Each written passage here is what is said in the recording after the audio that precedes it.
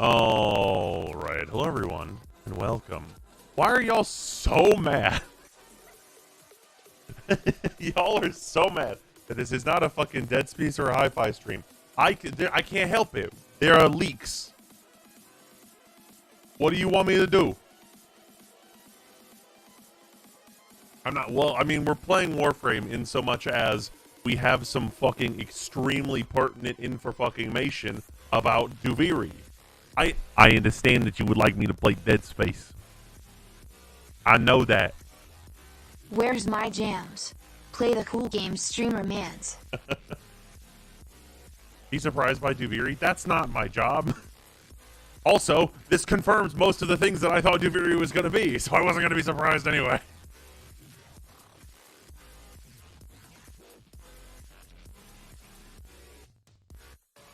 Did you see the site someone made about Shard Pity? I saw the post somebody made about it. But, like, I mean, it told me things I knew. Well, not necessarily new, but, like, approximated.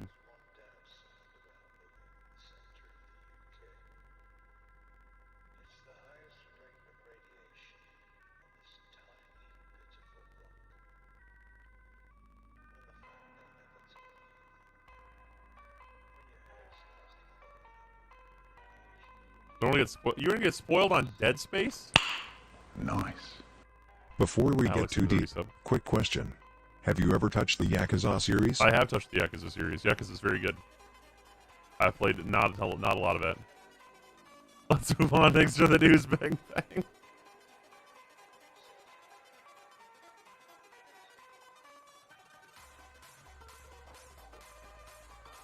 Alright.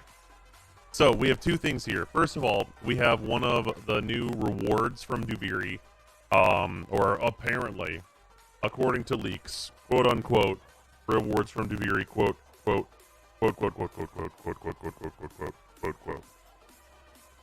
But I think the advice and description, I'm doing very well and have gained a Mothman, very nice. But yeah, so, we have two things. We have the Duviri Incarnates. I've already gone through and cleaned up this document. This will be on the site shortly. Because this is originally laid out like this is, where it's like, you know, like the pHs and like all this, like, you know, but it's, you know, it's laid out like a Foca database is. What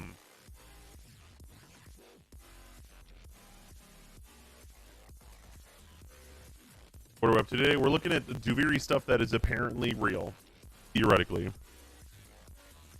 I can't tell it's quotes. Can you tell us again to be sure it's quote unquote? But yes, we have two things. We have the apparent reward, or one of the apparent rewards from Duviri, which is Incarnin adapters.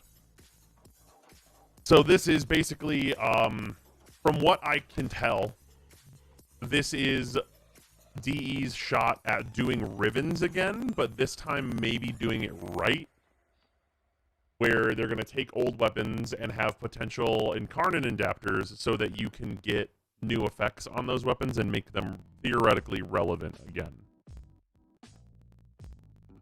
It's your work party to use some cool streamers. I mean, this has been on the Reddit for like ages. Like one of them, like this one just came out of the Reddit recently, but this one has like been there for like ages. So like it's on the internet. Like I could avoid talking about it, but like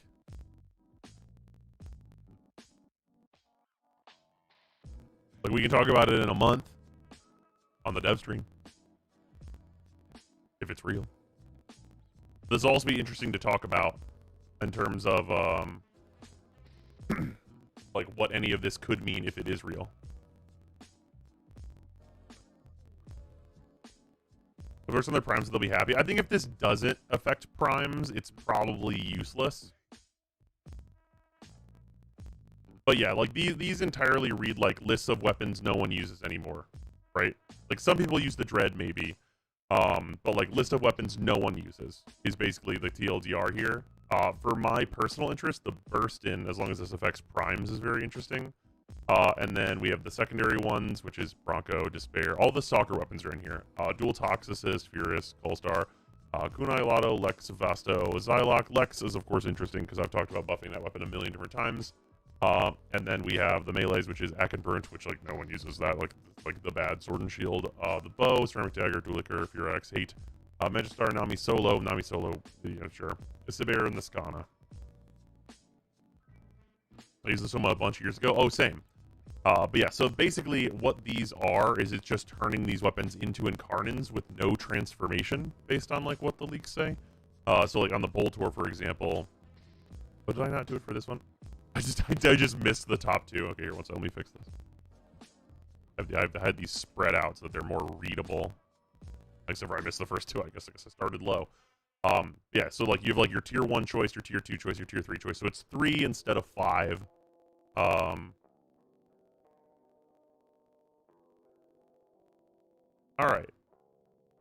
Dave, I understand. I am sorry.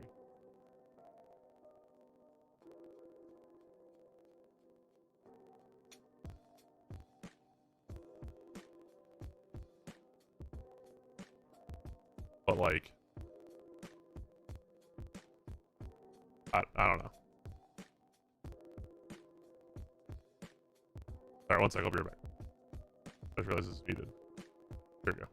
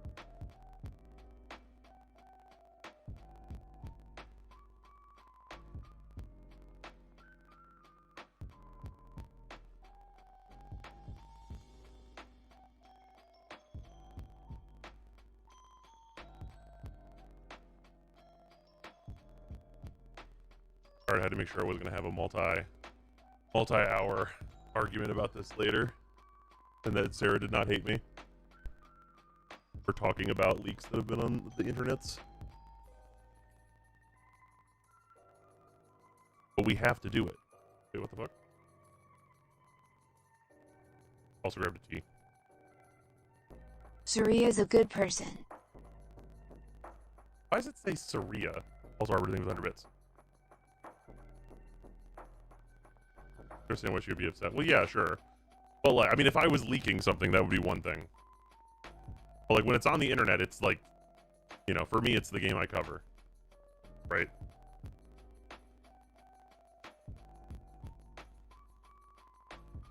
Like, I would never leak information personally. That's just rude.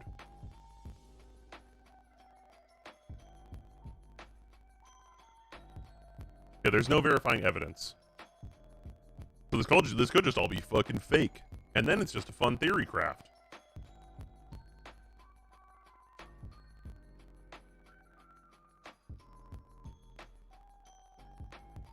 Of course, Civic still no love. I think these are all Tenno weapons, right? No, the Miter's a Grineer weapon.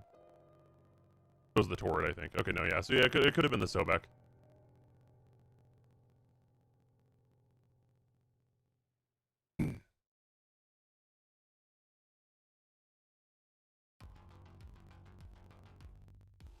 Yeah, regardless. Kuva Sobek is definitely required. Yeah, Kuva Sobek would be a good thing. We should have that. Why does the list say Breton but the buffs say Boltor? I think that, like, the list that they had for, like, adapters was separate from, like, the things that have, like, a section for it. Because it's, like, theoretically, it's, like, a B2Beast thing or whatever. I cleaned it up. It used to look like this, basically. Like, this is a different one. That is a different thing. But basically, it was all, like, you know, this type of file name ass type shit. But I cleaned all this up. Incarnate adapters, yeah. So theoretically, this is a reward from Duviri, where it's going to turn older weapons into sort of incarnate weapons. There's like no information on if they would get like a transformation or any like actual large changes, but basically just adding like the skill tree to them. So we have like the Boltor and the person here. Obviously, the Braton is listed up here. It's just listed as one of the adapters, whereas the Boltor has actually like a list of things that maybe it does. And some of these are just like. Basically, the way that I look at this, like, you could go in and look at, like, what all of these individual things are. Be like, what would I pick? I'm not really interested in that. The thing that's interesting is that I think that these, as a reward, if they are effective in bringing these weapons, like, you know, breathing new life, if you will, into these weapons, probably good. Because they've chosen weapons that are just, like, old, decrepit weapons that, like, no one uses anymore, like, just straight up. And then, like, adding 3 different choices or more to those that can potentially make them good again is interesting. So like on the Burstin, which is the one that I read where I went, oh, this one is the one that's most interesting to me. This is like X multi-shot for the last burst in the mag. X, of course, could be a number that makes that relevant. Punch through when your armor is above X. This is really interesting just as like a potential stat that requires your Warframe to have a certain number in order to achieve an effect. Super interesting. Not a thing that we've seen in Warframe before. Conceptually, like, neat, right? Like, you have to be a Warframe that has, say, like, 300 armor or be modded for 300 armor in order to be able to use that. That's cool. That's a build around. That's, like, a thing that we like to see in terms of interest. And then, like, tier 2 choices, clip size, not very interesting. Recoil, not very interesting. And then reload from empty increases reload speed. All pretty generic stat stuff, but does make the weapon better. And then in tier 3, we have damage increased by X% for each full burst that hits, and it resets on reload. So obviously that would synergize alongside clip size. And not with the reload from empty. High crit chance, which doesn't really mean anything, but more crit chance is a good thing. And then damage per status on target. So this is a condition overload type effect, which could potentially do a whole lot for a weapon. If you add a condition overload to a weapon, especially a weapon like the Burstin, which actually is very high status, if anyone remembers that, it can apply a lot of status because most burst weapons are good at it. You can get into a situation where then maybe the Burstin actually does like a good chunk of damage. So like this is, I think this was the one that I read and I was like, okay, this is interesting. With enough, like, if the numbers line up for this, there are maybe like multiple choices that are interesting that make the Burstin maybe something that you would use, and that is good. So just using that as an example, and like these being the things that we've seen like list wise from this, potentially interesting to have all this stuff come together. Also, yeah, all the Stalker weapons are on here. The Stalker weapons have some weird stuff on them. So like the Dread, increased damage and projectile size. Projectile size also a stat that we haven't had before. This would theoretically make the Dread like the Nataruk. And then arrows can be directed like the Tenant Envoy's shots while invisible, which is interesting because arrows are very fast. And then increased fire rate and punch through by X for each enemy nearby to a max of Y. Gain Z ammo efficiency while shields are not at maximum. This is another like just interesting one where it's like if you're a Naros, you just have infinite ammo efficiency, and you just have to never reload like with a bow, because never reload with a bow is its whole thing. Lower FOV here, this is just zoom, and then like kind of whatever on tier 2, and then with Despair and Hate equipped, increased fire rate and damage per hit stacks up to 5 times, resets on miss. So Vara's ability on a bow intrinsically, maybe, probably. The Tenet Envoy doesn't do quite the same thing with directed. Yeah, and then on hit through geometry, also a thing we've not seen, which is like, this is for any weapon that has inherent punch through, this would be a potential proc target, which is increased crit damage for X seconds. Given enough crit damage, that can be really, like, really good. Also, if you're hitting through geometry, like, that's not actually that hard to set up. But yeah, there's a lot of, like, interesting stat lines and experimental ass shit that's in here of, like, things that we've not seen them do before in terms of requirements for things. And, like, on this tier 3, like on the Latron, for example, on hit, strip 10% armor for every stack of Pierce. Pierce being puncture, almost assuredly, unless Pierce is a different thing. But almost assuredly, Pierce is just puncture. And then, like, this weapon just being built entirely around that is pretty interesting. Like, this is, like, on puncture proc, X multi-shot for Y seconds, stacks 3 times. Like, if you have this tier 1 and this tier 3 together with, like, focusing on doing a lot of puncture Latron, maybe that's something, right? Like, if this, say, for example, this armor strip ability gets around, like, immunities, then there would be something there. So, yeah, there's, like, a number of different, like, just interesting things they haven't done before. Seems like super, like, it would be very experimental and interesting when it was released, and, like, hey, that means it's a good reward. Street Summer 10, almost finished making the Necromag, finished all the missions and waiting for my Void Rig to be finished so I can start a new war, and almost done with Star Chart, and I don't know what I should do now. Any tips or something? I mean, if there's a Warframe that looks interesting to you, I would probably head towards them. If you don't have Revenant Prime yet, Revenant Prime's a relatively easy Prime farm for you to do, and he's extremely good. Also, if you're not like cleaned up with your Star Chart, only what you said, you're almost done with Star Chart. Yeah, you can just like clean up the few missions while you're waiting around. That'll unlock the Steel Path and also arbitrations for you. Never reload with a bow. I thought the drawing the next arrow after shooting was considered reloading. I could easily be wrong here. Yeah, that's correct. Well, no, it's getting the next arrow is the reloading. Like the reloading part of, like, here's all the parts of the shooting. You have the arrow, pull back, fire. After that, getting the arrow is the reload. And then pulling it back and firing it again is fire rate determinant. So with 100% ammo efficiency, you don't have to go back and pull the new arrow. Which also means that because of like fire rate, you don't have to pull this back because you can tap fire a bow, which means you can fire like infinity arrows at like whatever rate, which is a thing you could do with Avara for a while due to a bug, but it would like make that happen with a regular bow. Is the Latum better than the Kuva Nukor right now? I would say the Latum is more generally useful, but the Kuva Nukor does have its place. Already in the Foundry, 48 hours left, fair enough. Portal League's budget got here. Potential Duviri rewards. Basically, turning weapons that we don't use anymore into Incarnin weapons without a transformation and like giving them like buffs that you would theoretically still earn and choose from to try and make those weapons relevant again. Basically, like, round 2, let's try and do Rivens, but have them succeed this time, which is super interesting. Super interesting and a much better way to go about it. But yeah, would it affect Primes? Theoretically, this would all be like on the Prime versions as well. And a Karnon, nice. And then the other thing, which is important for just what is Duviri going to be, is this. This is Duviri progression system. These are Drifter intrinsics. So I haven't cleaned this up yet, which is what I'm going to start doing here.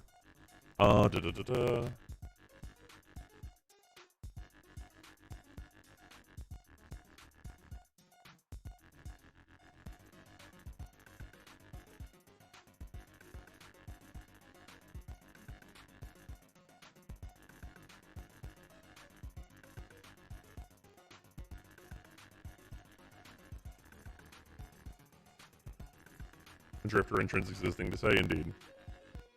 Drifter with weapons. Drifter with a lot of things. We're gonna get to like some stuff in here. There's gonna be some things. I do really need to clean this up though.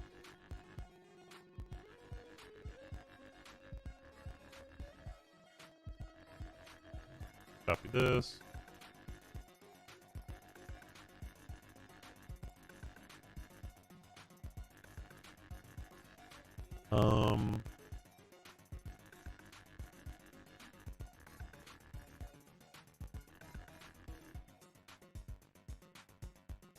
How does that look if I do that? Drifter riding 10. Okay, yeah. Here we go. And then we're going to reorganize this because it's just in like numerical order, which is obviously much less readable. Also, let's take out all of these because we know these are placeholder. Rid of all that, clean all that up. Honestly, probably just take out every single one of these, replace that with nothing. Immediately way easier to read, right?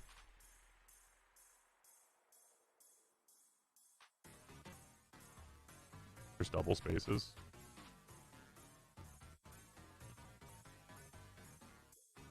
No, there's not. This won't be uploaded to YouTube, right? I'm probably gonna. I mean, this exact thing we're doing now is not going to be uploaded to YouTube, but I probably am going to do some like discussion on it on YouTube.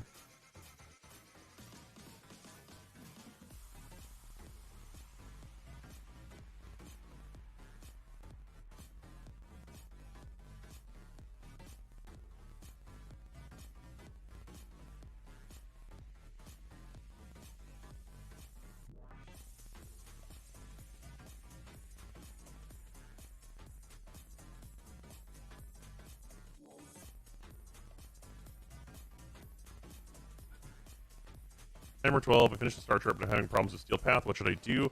My advice to anyone who's having trouble with Steel Path is usually to get Zephyr or Octavia. Zephyr and Octavia are both really, really good at the Steel Path, especially if you don't have like all of the mods and everything that you would want. So those are the two frames that I would highly suggest getting if you're having issues with the Steel Path.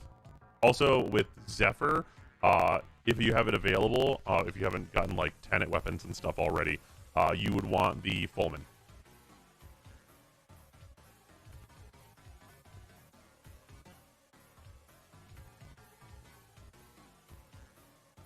Jimbros, we deep diving the data mine or what? Pretty much. I'm cleaning this up. I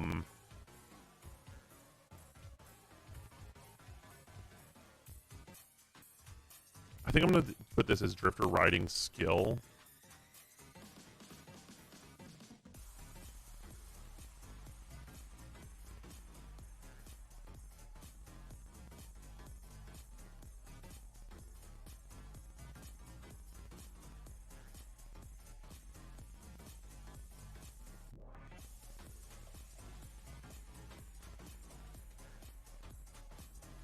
Yeah, and then this will be Drifter riding name.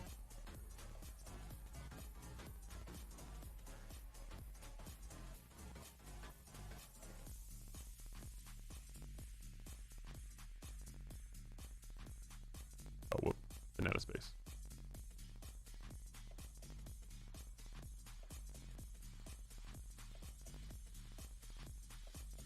Funny that Atlas Deluxe skin was a foreshadow to the new frame. Yeah.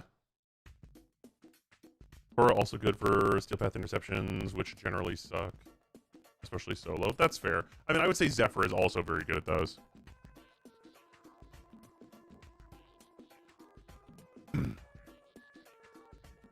Yeah, so, okay, now that this is, like, cleaned up, the next one we're going to discuss a lot, so I just want to go over this first one, which is going to be, like, far less interesting. So this is all of the things that revolve around Horse. The response from DE about the Shard Pity system, unfortunately not. Chance these adapters represent the only way we have of transferring the weapons between Operator and Drifter? Unlikely. But possible. Yeah, you know, it is actually, I will say that what you're, okay, so any chance these are, like, possibly the weapons that you can use while in Duviri? It's like how I'm going to take the thing, I'm going to translate the thing you said as, maybe these are the only weapons we can use in Duviri. That is maybe interesting, right? Like, that's, because this is, like, just a thing, like, we don't exactly know. Like, this could be a list of that. Which would be interesting and be a different thing from this. Plus the old trailer is retconned. I mean, I wouldn't take that trailer as like, yeah, there's definitely a Tigress. Or like, honestly, because it's like a leak, it could just not be in here yet. Because like a thing that's notable is there are no shot. No, there's a Strun. There's just a Strun. Expect them to all be one faction if that was a thing. Maybe. Kind of suck though, because it's an interesting way to fix Rivens. Yeah, the thing is that we don't know. We can only like theory craft about it, right? Like until like these like here it is or here it's out, we can't know for sure what any of this is. So it's interesting to think about what it could be potentially. So first thing we have here, we have the Drifter Intrinsics. Probably not what it's going to actually be called whenever it launches, but maybe. And this is, we have riding skill. So we have riding skill 1 allows summoning the horse by pressing 4. Tapping the shift makes the horse dash, so unlocks sprinting for the horse. Sebastian, thank you for the resub, much appreciated. New horse ability, horse creates an aura around itself that protects the player inside from incoming projectiles, which sounds super useful to have a horse shield. Skill 4, which is nothing. Nothing currently. New horse ability, horse can stomp, knock back, and reduce armor to enemies around it. Just like a AoE like CC thing. Enable quick travel warping in Duviri throughout the map when you hold M. This seems like probably like this basically read as this is the first tree of Railjack intrinsics, and then this skill is the one that is the most important one probably. Like this is probably in this entire tree going to by far be the skill. Yeah, this is going to be like the new pads out in the open world. Just like being able to quick travel around. Yeah. Horse skill most important? Well, probably like to get at first. I would say that this will... The next section is probably the actual tree that everyone will care about the most, and it's max the first, which we'll get to in a second. But yeah, enable quick travel is like insanely good. Kind of reads like Warframe Rings, but only goes to 10. Well, it's I mean, intrinsics only go to 10. Like the way that it reads is definitely it reads like intrinsics, especially with like how the sectioning is and stuff. Horse Scream a Warcry giving a damage buff to nearby allies by 50%. That's probably actually quite good. 50% damage buff is pretty considerable, especially when you're likely to not have all your mods. After dismounting, granted damage bonus for 10 seconds, 100-second cooldown, 2 damage skills, and then 9 and 10 have nothing, so we wouldn't know. And then just in terms of like the names and stuff, the ones that we don't know don't have names. Dismount damage, Warcry, Duviri fast travel. Like that's, I mean, can you tell me a more useful thing than fast travel? I can. It's this entire next tree, which is called Opportunity. These are all around controlling the RNG of the boons, warframes, and weapons you are offered. So, if this is the case, it means that the thing that we were hoping is true, which would be that we are going to be using warframes and weapons in Duviri. It is not going to be operators only. Which is the thing that I thought already because of these two clips. I pulled these up earlier. Mainly this one. We're just going to watch this scene back again as so a refresher for you guys, because we did see this. This is the thing that made me go, oh no, we're going to get warframes.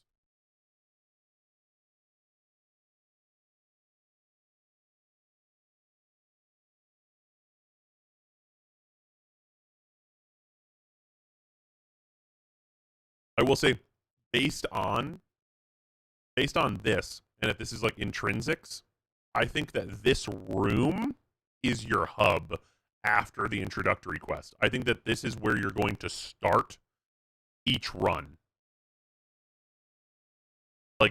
This thing has given me like a little perspective on like this room is probably where you have to start from based on just how the leaks are worded.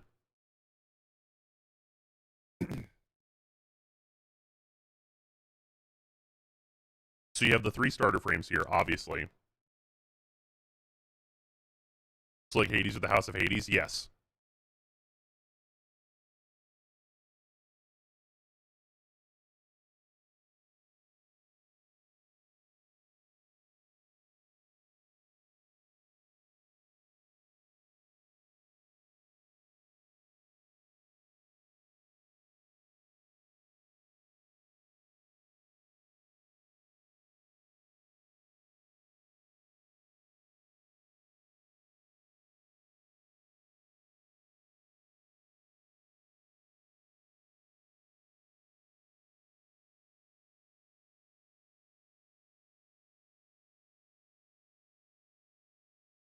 Oh, it's muted. I'm so sorry. Comprehend is why the other side is even trying to help you. The other side? Who's trying to help me? You are. See for yourself. We should make a choice here, I think. See where it goes. So the Gotta stay specific true thing to that the Teshin poster boy. says.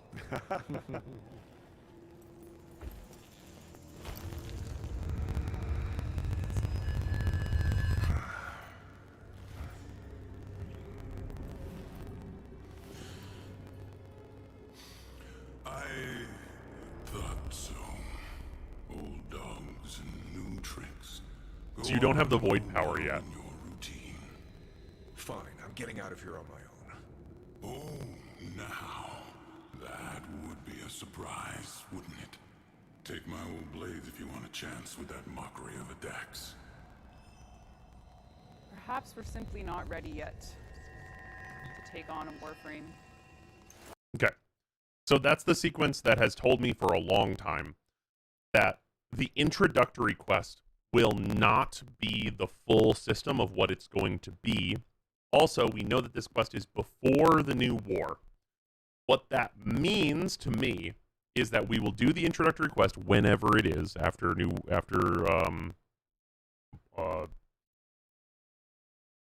Second Dream, before like we would get like even be able to walk War Within, walk around and everything. Wherever it is, wherever it lands after whatever cinematic quest, doesn't matter. We're going to play this before the new war, and then whenever you do the new war, Drifter will get their powers, and you'll be able to go back for the actual gameplay loop of Duviri. So you'll do this early, and like be like, who the fuck is like? Well, the Drifter is me. What's happening? What's the things? Yada yada. And then like the new war will put more context on it and give the Drifter a way to do this content with powers, because the Drifter gets access to it due to the events of the new war. So that's what I think is going on here, is that the quest is set up in such a way as to be logical. And then whenever we come back for all the gameplay stuff, whenever it's our big gameplay loop, that's going to be our daily roguelike or whatever, we're going to get all this stuff. And this is a list of options that are incredibly, incredibly exciting. So these are controlling the RNG of boons, warframes, and weapons. Boons we've notably seen already. We have an idea of what that looks like. Melee attacks will deal 100 heat damage, instantly summon and mount a loyal Kaith. After dodge, void energy will burst around you, staggering enemies. We've seen, they were called decrees here. But like, you know, the naming conventions, of course, those are always up in the air. We're just going to call them boons or decrees or whatever you want to call them. But we saw this also from that preview. So this is probably what like the picking system looks like. Whenever you complete a side objective, which was what was done here, you'll get a thing. Placeholder boon because Hades probably. I mean, Hades is one of like the best roguelikes of all time. If like their internal terminology was inspired by that, I wouldn't be surprised. That's probably a good thing. But yeah. So like this is just really good all the way down. So number one is boons now show one additional option. Very clear cut, better RNG because more options. Opportunity 10, which I'm going to reorganize down here because this is obviously database organized in order. Two additional weapon choices for loadout. So we don't, like, in terms of weapon loadout, we have no idea how many weapons you'd be offered or how you would be offered them, but two additional weapon choices for loadout, that's pretty good. There are like 1 bajillion weapons in Warframe, so how they're going to determine what the pool is of your choices is interesting. I think we can assume, though, based on that boons are going to be a thing, that it's unlikely that we're going to get the modded versions of any of these things. Also, you get a free boon at the start of Duviri. You pick one whenever you start your day with a Duviri run, basically. Warframe choice has one more option. I am going to assume you're only going to start with one Warframe choice. Like, I am going to assume you are going to start with one Warframe option, and the reason I'm going to assume that is I think that DE needs to collect data on that in terms of what Warframes will be successful and not successful, and the best way to do that is to make you use whatever you get for a little bit. Like up here, like the major thing is that anyone who knows what the fuck is happening in Warframe, if you're starting out and you're given a choice between two frames and one of them's Hydroid, you're always choosing the other Warframe. So I think they're gonna do at least like the first few. You're gonna just be like, whatever one you got is the one you got. You got a Warframe. Be happy. And then at this, you'll get one more choice, and then at 8, you get your third choice, which is like your starter choice. I think more than 3 Warframes probably makes things like not random enough. I know that might sound kind of weird, but like if you have, for example, if it starts at 3 choices and then it goes to 4 and then it goes to 5, if you just RNG drop 5, that is 10% basically of the Warframes that we have. So you're almost always going to be picking the same options over and over and over. With 3, it is much more likely that you're going to pick something that is maybe not something you're used to, or like something you're not 100% sure is going to work out, and that's like more interesting by default, I would think. 5 is one of these is bound to be good. Yeah, exactly. Yeah, 3 seems like random enough to have some more variety. But also like not so random that you're miserable. How's the karma system factor in? We don't know. But yeah, so then we have, you can reroll boons, obviously very good. Higher chance of getting rare boons, obviously very good. And then 2 additional weapon choices for loadout. So you get 2 additional here and then 2 additional here. So I would think that maybe you're going to start at 4 weapon choices and then end up at 8. Because there are so many more weapons, that probably does about the same thing as 3 choices does, in my opinion. I don't think they would start you with 1 weapon choice. Also, I think potentially, like, they're going to start you with 1 primary, 1 secondary, 1 melee, perhaps, and then just add 2 and 2, and they just, like, randomly sort into whatever category, maybe. But you got the Egret as a weapon choice, Pocket Brahma for the win? I don't know. See, now that's actually one of the interesting things. So, like, then Opportunity 9 and 10 there's nothing here. So this is all, basically, if this is real, it just confirms that Duviri is going to be the thing that we've been saying in stream for months, that we hope it's that. Which is a good thing, right? Like, I don't think any of us have any complaints about the thing that we keep saying is what we hope the thing is what it is. I think that seems a net win for everyone involved. Like, that just seems like, great. When is it? Like, that's more of a, like, when do we get that, as opposed to, man, I hope it's not good. Now it's like everything here would lean me towards believing, like, oh, this is going to be fun. Like, this is going to be interesting. It'll be weird. The one thing that is potentially interesting is that not all Warframes are created equally, just face value, and then also in terms of whenever they don't get a lot of mods or energy. So if you're looking, there's a number of frames where, like, you would look at them and go, you are one of the best frames in the game, bar none. Mesa. Mesa is one of the best frames in the game, bar none. But if Duviri is an environment where I am not going to get a lot of energy, I am not going to get a lot of modding power, and, like, you know, the boons can maybe be like those power stats and stuff that we're always talking about, but like Mesa versus like Grendel, regular Warframe, a worse frame than Mesa. Pretty objectively, a worse frame than Mesa. Grendel, with no mods, is pretty much just motherfucking Grendel. He has a shitload of health, he has a heal, he has a boost, he has an energy boost, he has a damage buff. Like, Grendel does a lot with absolutely almost nothing. Also, more stats are good for Grendel. On Grendel, if you walk up to something and the boon options are like plus 10% or plus 200% shields, plus 200% armor, plus 200% health, for Mesa, you go, ugh, oh my fucking god. For Grendel, you go 200% health, please. Yes, please, and thank you, sir. Thank you, ma'am. 200% health on Grendel. Easy clap. And you are happy with that choice, right? So what frames have more good choices and start better is, like, very different things. Like Lavos and Hildren, insanely better in a situation where you're starting with nothing. Because those 2 frames don't have an energy economy. They don't have to worry about that shit. They just get to cast their abilities, basically for nothing. Yeah, and Saren also, like, if there's going to be, like, a lot of enemies, like, Saren only really needs to cast once, but she's a bit squishy, and that's fine. This got off work. What did I hear? What did I miss? Is Duviri already nerfed? No, there's no like nerfs. We're just like interesting things that are potentially about it. Real this system gives poor performing frames a good use. Yeah, well, I mean, if anything, this system, like, theoretically, depending on how it's designed, obviously we don't know everything. This is just, like, some stuff to theorycraft with. It'll be really interesting if any of, like, the data from Duviri is used to change any of these warframes.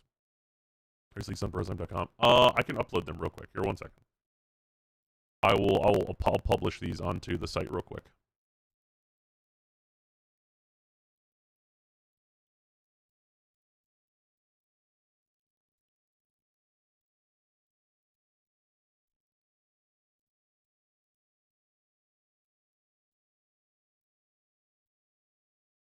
When was this leaked?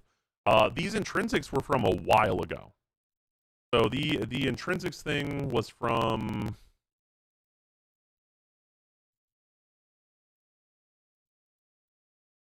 One second.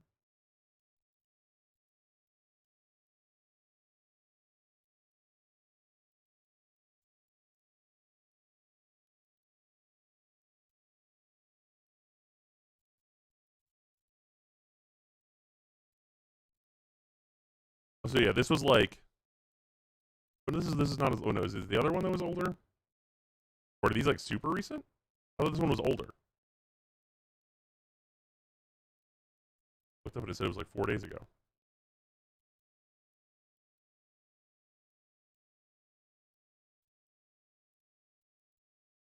Oh, was I on the thread inside of a thread thing? Where it shows me like the thread above it whenever it's below it. Like DE knows which frames are good. I mean, you would think that, but no. Because like their decisions are like very often backed up with like data, not just like feeling out whether or not it's like good or not.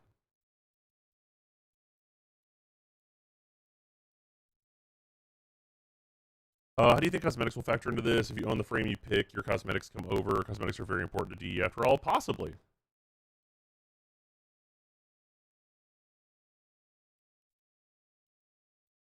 Yeah, this is from like the last couple days though, it looks like.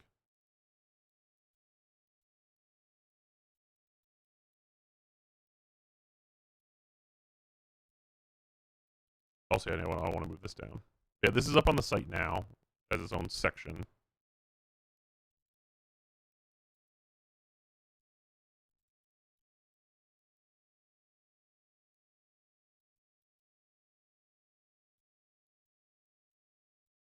Like Titania might be on the lower end of showing up in Duviri. What do you mean, like on the lower end of showing up? Well, do you think that they would use the Helminth system and the way that that works in order to like adjust what frames show up? Because then that sounds like that would be kind of miserable. Because this isn't the same thing as that. Also, I'm gonna open Warframe real quick so I can like show what that means. Because some people don't know what the fuck I'm talking about, I'm sure.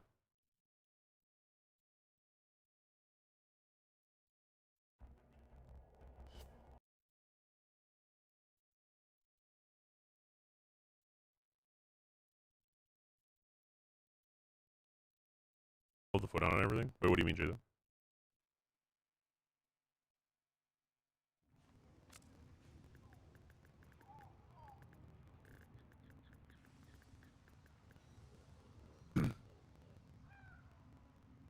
They pick one low usage, one mid, one high or something. I knew we had a well, but if you do that, like how much are people just going to pick the one that's high, right? In person supposed to some degree reward explorer things. Yeah, we just went over that. Yeah, so, okay, in-game. So for anyone that doesn't know, this system, the Invigorations, this system is weighted towards giving you frames that are worse. More often. So this system will generally give you frames that are worse. It is, of course, still random, but basically each frame has a disposition similar to Riven's. And if their disposition is higher, they're more common. If their disposition is lower, they're less common to get an Invigoration of. And that's not a problem, because these buffs are temporary. They last a week, which is pretty long, but like these aren't just like, hey, we've decided that Oberon just has a mod that you put in him that you just get permanently for 200% strength. we have no incentive to fix this Warframe or whatever, right? Like, the invigorations are not rivens, but they serve, like, they're trying to serve a similar function. Which invigorations were permanent until you pick another one? What? No. No. No. Or if they changed the chance when they buffed Grendel? No idea. But yeah, so like the way that this is determined is basically like no one plays Hydroid. Hydroid bad, make him show up more. Mesa good, make her show up less. Like that's the TLDR. Is that it's like I think the highest one is like Saren or something in this. But that's how the invigorations work. So if you've never seen your favorite frame in this and like you check all the time, that's like probably why. Along with a side of luck.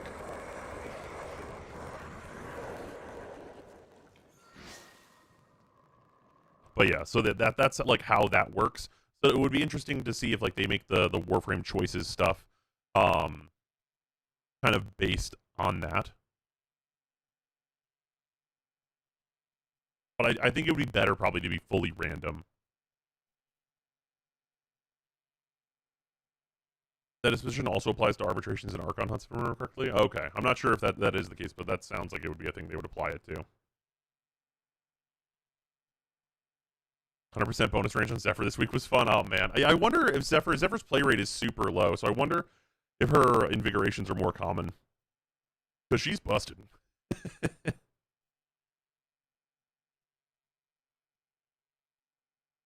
This should be Drifter, Opportunity, no R. Oh, no, I used a fucking U instead of a no. Opportunity, Skill. Place all those.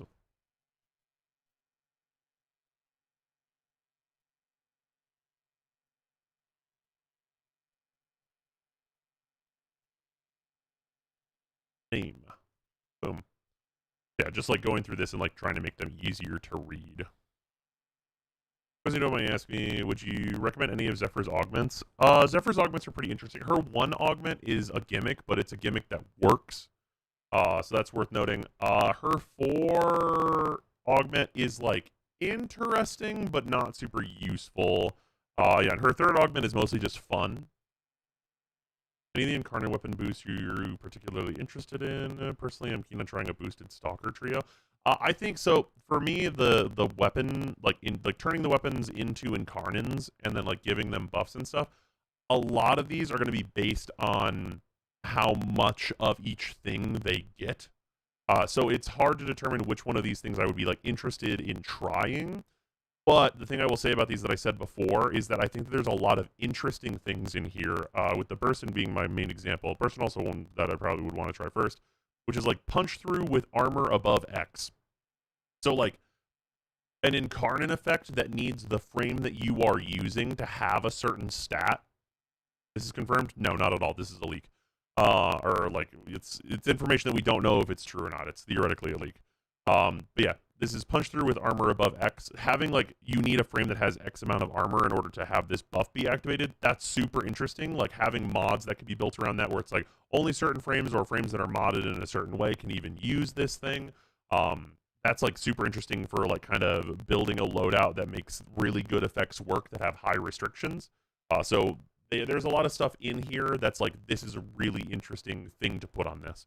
So like on the Latron is like on puncture proc, X multi-shot for Y seconds, stacks up to 3 times, and then on hit, strip 10% armor for every stack of pierce. So like the more puncture procs they have on them, the more armor you strip per shot. Like that's super interesting. Like there's a bunch of like super interesting different effects that we've never seen before in here, which is really cool.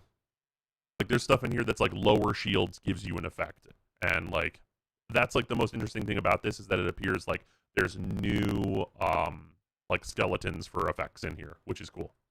Can Volt be used in Steel Path? Yes. Yeah, no, DE is not going to confirm leaks. They're going to just like tell us what the thing is whenever it comes out, for sure. Or like whenever we're like theoretically at the end of February we're going to get like a preview of like what is this thing, and we'll get some like minor details about stuff. But those more minor, like this is like a deep dive or whatever into like what this could theoretically be. if DE gives us a look at that is not as deep, but is what it's going to be, that is actually way more valuable than this. Because, for example, if, like, say, for example, this is, like, a leak, right? Like, all this stuff that's really important, like these different boons and warframes and weapon offerings and all this stuff, say that this is a leak. And we see this, and we can talk about this, and this is interesting, and this, like, theoretically confirms that, like, the thing that we want, which is that playing as warframes still, and, like, while also doing drifter stuff and all that business is all happening. Say all of that is the case. When we get to the next dev stream at the end of February, they could be like, now we're going to show off the drifter opportunity tree. And then they show us skills 1, 2, 3, 4, 5. And they don't show us 6, 7, 8, and 9. 8, 9, 10, right? If all 5 of these skills, or even like 3 of or 2 of the 5 of these skills are different from what this is, that means that this whole thing is fucking useless. Right? It means that everything that we've seen here was an interesting theory craft, but totally useless because it changed in design.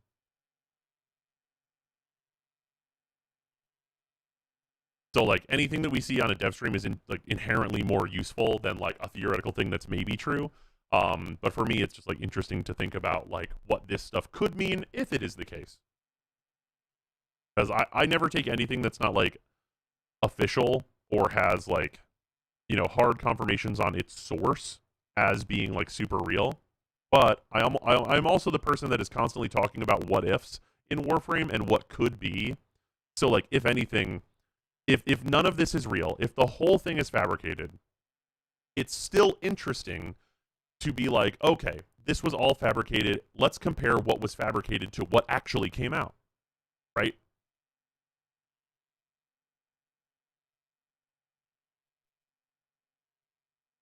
Pablo did not respond to the Tau pity as far as I'm aware. I can do a double check again, though. It's been pushed back multiple months of the stage. I think it's more probable that even if this is real, it's more likely to be overhauled or revised. Absolutely. But yeah, all that stuff, like, the way that I want you guys to think about this, like, we're looking at this and, like, we're assuming that this is all true, right? For the purposes of discussion, we're assuming that all of this is what happens, right? If you look at this that way, we're just theory crafting about what if the game was like this, would we like it? Right? And I think that the thing that is positive about this is that, like, if you look at, like, this stuff, the reward stuff, the incarnate adapters, these changes to these weapons are, like, interesting, and they're going on weapons that no one uses. So having interesting things that can potentially have the numbers to make these weapons relevant again is good, and exactly what I would want DE to be, like, pushing for in terms of, like, a reward. That's great. I think that is, like, super positive to be like, hey, we're going to try and make the Paris relevant again. Hey, we're going to try and make the Dread relevant again. Like, that's super interesting. Like, baseline, if that is what, like, the goals are in this, I'm super interested to see where they land. Like, even just looking at something like the Burstin, like, there's, like, X's in this and X percentages and, like, clip size with no numbers on it. Like, all of this stuff with no numbers on it is just like, is this interesting? Yes, no. And not, is this good? Yes, no. And the answer is yes, this is interesting, but whether or not it's good cannot be determined until we see final numbers.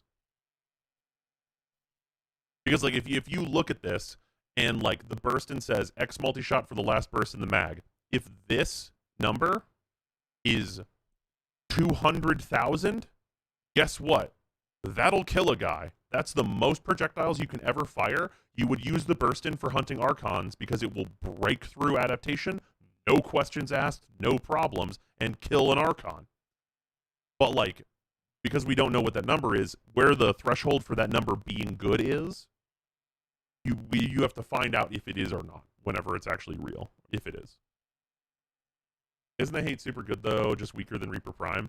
It's actually pretty much exactly the same as Reaper Prime. It's very, very slightly different, but it's a weapon that's not used very much. Like we could see from the fucking dev stream. Warframe stats. Hey, this is another useful thing that, hey, look, this is the real data that we definitely have. Melee weapons. Control F. Hate. It has 0.5% usage.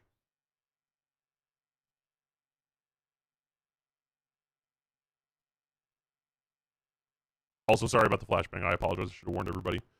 But yeah, and then like if you, I think Reaper Prime's not very far above it. Oops. Thorium? Yeah, Reaper Prime has 1% usage. So like, if Reaper Prime and Hate are the same weapon, together, they have 1.5% total usage.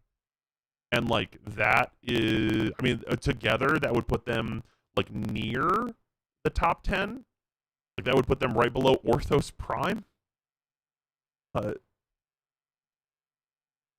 it's a weapon where if you give people another reason to use it, maybe then you end up with Reaper Prime kind of staying where it is, and maybe Hate moves up to where the Praetos is, potentially. Right? And that's like, that's not unhealthy. That's totally fine. That's just another weapon that's maybe interesting that gets added to that upper echelon of melee stuff that is like very, very much mostly Nikanas and tools. Like the Zorus, the Glaive, the Stropha, the Redeemer. Those are like very much like not melee weapons. So having things that like push up and can help compete and maybe take some share away from those is probably what you want to push for right now. So yeah, even if Hate is like less good, or like is about the same amount of good as like the Reaper Prime, which I think is a very good melee weapon, in the grand scheme of things, Reaper Prime is a very limited range version of the Glaive Prime. Because the Glaive Prime, you can just throw at a motherfucker. Also, Wolf, thank you for the Prime sub. Much appreciate it. Atlas is so low on the list. Oh, yeah. But yeah, so, like, that's, like, super interesting. And then we have this, like, intrinsics progression system, which, like, using the intrinsics again, I think is really smart. Obviously, intrinsics were problematic in, like, the early stages of Railjack because progression on them was just cataclysmically slow. But if they take what they learned from fixing Railjack and apply it to this system and you have like a reasonable progression through these intrinsics, I think that the intrinsic system is good. Also worth noting, if this works the same way as the Railjack intrinsics, that would mean that there is 15,000 mastery on the table per rank 10. Because that's how it is in Railjack. So you'd be looking at like 15, 30, 45, 60. Yeah, 4 trees, you'd be looking at 60,000 mastery from Duviri.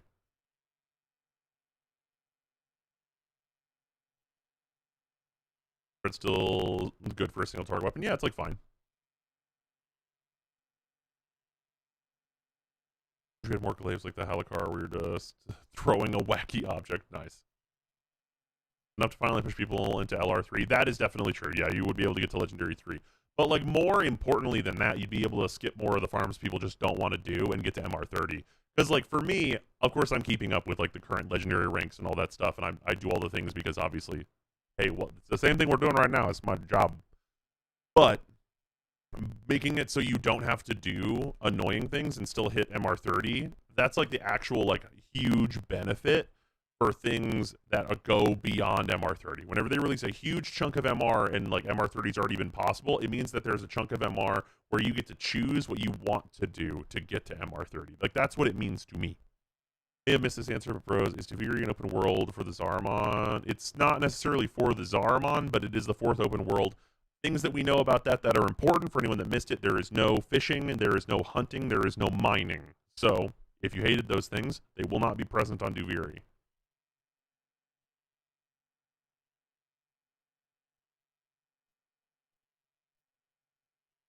You know, if on this level the K drives, including the hidden one in Deimos, I'd rather max out 4 more intrinsic trees, please. Well, like, the thing is like, I personally, I think that maxing those K drives is not very hard, especially since they fixed that stuff. You don't have to just grind the pipe now. But, like, the big thing is, if they put out, this stuff, if they put Duviri out, and this is a roguelike system that people want to play every day, because it's fun and has like interesting rewards, you're going to get those intrinsics and that mastery rank because it's a good piece of content, not just because it is better than K drives. You're going to do it because it's fun, and that means that you get to skip something that isn't fun for you. Like, if you don't want to do K drives, you get to do the fun thing instead. Like, that's like what it really boils down to. And that's the really nice thing about like big chunks of MR above MR30. Woo, fun repeatable content we want to do. Hold your horses. Zariman ship is going to get visually moved to Duviri as of the update, and it's going to be the main way to get to the new world, probably, in all likelihood. There's still that door, the Dormer Zone with the Duviri swords. Yep. The fishing is just throwing a big old stick. It's nothing to really enjoy or hate there. I mean, sure. Well, some people that's the thing though, is you feel neutral about it. I think that the fishing is like pretty fun, and like some people fucking hate it. Like it just like runs. That's also the thing, is that like whether you like or hate something is fully opinion based. So like what people are going to want to do is going to change. So more options. Like some people, like we're gonna get this Duviri stuff, and people are gonna be like, I fucking hate this. Like, no matter what, there's going to be some amount, no matter how good Duviri is, there will be some amount of players that will go, I fucking hate this. I cannot stand this. I never want to play this. And for those players, if they think K-drives are fun, they can go level the K-drives instead of getting the intrinsic levels from this. But for someone that, like, hates the K-drives, this comes out as a new option, and they go, oh, I like this, and they get all the mastery from this, and maybe they're MR30 now, right?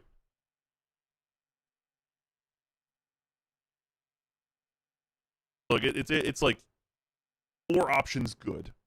I know that's crazy. TLDR, more options good. Yeah, more options and activities. Also, the thing that I wonder though is what the long-term rewards are going to be for Duviri, because like if we're looking at this and like from like what we have for leaks, we have these incarnates, right? So like these are like potentially interesting, but I think any number of given people are only going to be interested in like say 30% of what's available on this list. Like how many people are really going to be checking out the Miter, checking out the Torrid, and putting like Incarnon stuff on them and like actually examining that. Like you're going to go back to a weapon that you probably like more. Like a lot of people will go back to Dread. Like, oh well, what's this? I'll install this and try this out. What's different about Dread? And any of these that end up being really good will become more popular once you get the thing or whatever. But like some amount of these, like people are not going to care about, or even go back and try, and like they're not going to rebuild Akenbrunt or whatever. So you have to think about that. Like even if these are interesting, there's some amount of like people not going back and just being happy with what they have, which is the problem. That we have some longevity stuff that we've talked about with like the Warframe usage over time, even after nerfs or even after metas have moved on, and so on and so forth. Yeah, the Sib-Air is on the melee adapters. It's a perfect example of like who's going to go rebuild the Sib-Air, huh? Not fucking me. I ain't doing that. I already have one. I could build a few more, but that doesn't matter. But yeah, like, what's going to go alongside these rewards, right? Like, that is an incredibly important thing of, like, so Duviri's, like, structurally, we kind of have an idea of what's going to be going on based on this opportunity thing, right? Like, we don't know, like, what the objectives are going to be or, like, what the overall goals are going to be or, like, how the quest ends or any of this stuff that's all, like, hanging questions in the air of how the A gameplay is actually going to feel and be structured. But we do have some, like, basic things based on this only that, like, we are going to have Warframes, we are going to have weapons, like, the boon stuff is going to be, you know, this, that, and the other thing. There's going to be choices, there's going to be rerolls, there's going to be, like, rare boons, so on and so forth. All of those different choices give us kind of a framework that you can picture in your head of like what this is going to kind of sort of structure into. And once you have that structure, assuming that that structure is like, oh, this is fun, this is a good roguelike that I want to play. On top of that, you have like interesting rewards that are like, hey, maybe I'll actually use those. Those are weird. We did some weird stuff with this. Let's see if this makes anything good. Cool. What is the one step beyond that, which is that this is the long-term reward that you want that's going to make you keep doing this even after you have these rewards, right? Like after I am in a situation where I have all of the adapters that I want, what is the reward that's going to make me keep doing Duviri? Is it like a bunch of endo, a really good way to get relics? Like another really good way to get relics is not bad because that's just another option for like pre-farming primes. That would be fine. Especially if they had like here's like a theoretical thing that could be really positive for Duviri. If you do like a complete Duviri run, this is all theoretical. If you completed like a Duviri run, you get a certain amount of currency, and you usually will get an amount of currency that gives you one Radiant Relic pack. But if you like win or something, or like whatever like these goals could be, you get 2. And if like those would be like Radiant Relic packs, so every relic that comes out of them would be Radiant.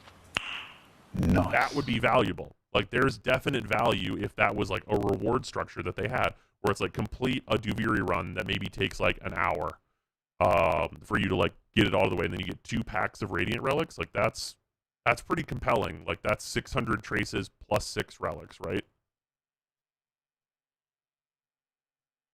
Especially if you can, like, hoard that stuff and then be like, instead of getting regular relic packs at the beginning of a season, I'm going to get Radiant relic packs. Like, that's like, okay, there's something compelling here.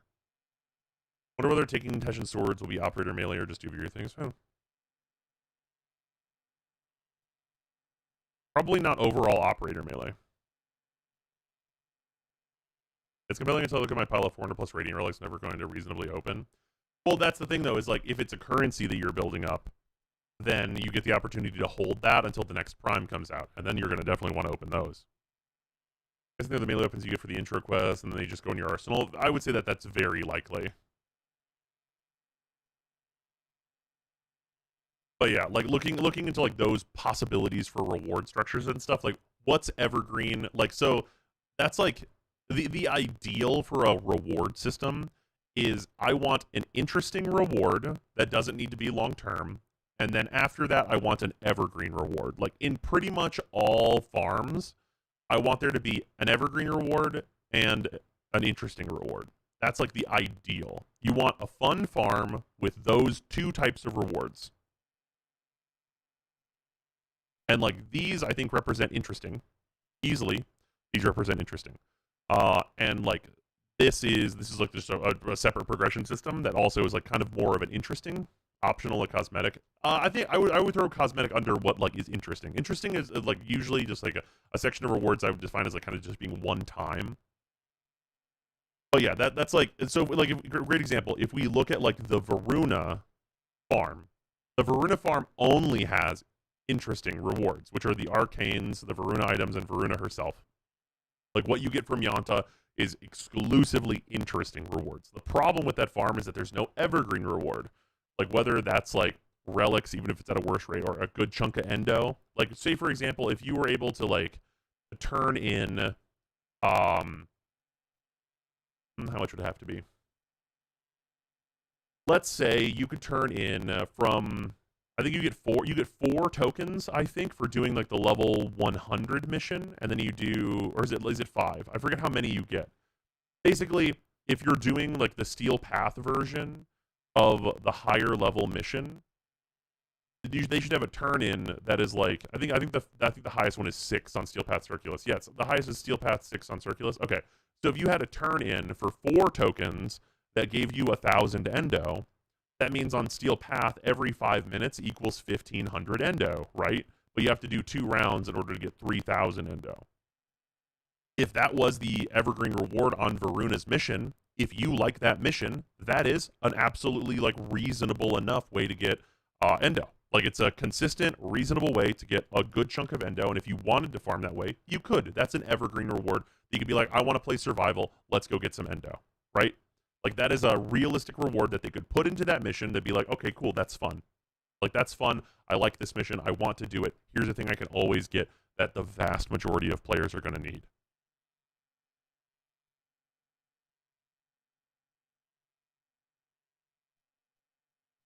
Honestly, if Fury had a great way to get a lot of endo, then I'd live there. Yeah, like that. Yeah, endo credits, relics. Obviously reactors and catalysts, those are also like those are much more rare, but also always on that list. Like there's tons of things like that that like you can put in there as evergreen rewards that will be like, oh, I would like to do this long term because I want to earn these things. Like the Nightwave has that, right? Like the Nightwave has some of the best evergreen rewards that have ever been in Warframe. Like you look at the Nightwave and it's like the Nightwave has fucking slots, it has reactors, it has catalysts, it has Forma. It has like I mean, for some people, Kuva, not for me personally. But yeah, like those types of things, and like also cosmetics are the interesting reward. Like the part of the reason why the Nightwave is so good is because the Nightwave is like a perfect mixture of interesting rewards and evergreen rewards that everyone is gonna want, right? Like this is like the literal perfect mixture of that. Umbral Forma, this is an evergreen reward. When will the Nightwave end? We have no end date for the Nightwave yet, so you have plenty of time to finish it. It is finishable now, so if you go back and do all of like the weekly, well, not even necessarily all of them. If you go back and do a ton of the weeklies, you can get to 30 now. If anyone is looking to catch up, that's the thing that's available now. But like the Nightwave is the thing that's like, I always want to do this, even if I already have the rewards. It's going to give me more reactors, more catalysts, like stuff like that, for even for like a rerun season. What's up, Beep? Huh?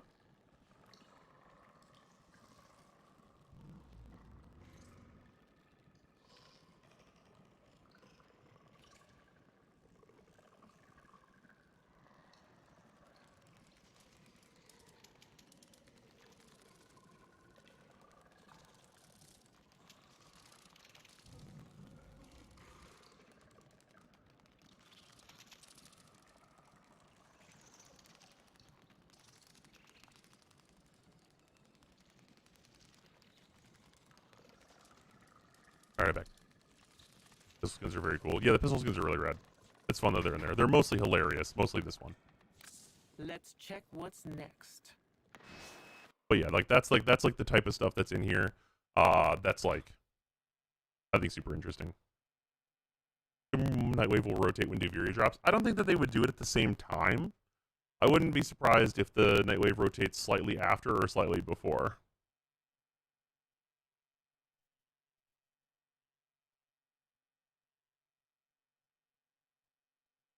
Put spaces on this. I think Nightwave will rotate during the anniversary. I could see that. Do we have a date for Duveria? We do not. All right, I'm gonna go. And then this one is like the one that is the least complete, so there's kind of the least to talk about here. I'm just gonna do some editing here. This is basically strictly like, it's called endurance survivability, plus 25 HP for each active boon. This one's nothing. Takes one more stack of lack of confidence to reach max, which we don't even know what that means. More health again. Headshots heal you, and then takes one more stack of lack of confidence to reach max. As like a thing, just because it's called lack of confidence, I would think theoretically this would maybe be like your amount of lives that you have. Yeah, like, yeah, it reads as this is how many revives you have, etc., etc. That's what it reads as to me, but we really don't know. So yeah, we don't really have, like, there's like basically no information here, because I mean, you know, what is this? Five of these are not filled out. But like, just baseline, like getting more HP and stuff is going to be good. Here, one second. I'm gonna do some changes to this. No, not this one. This one.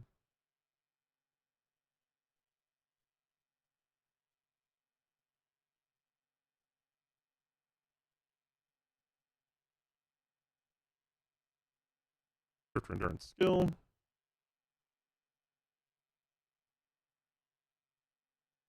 Move this one down again. Max stacks of lack of confidence makes you fall off your horse once every 5 seconds. Oh god, no. Please, anything with that.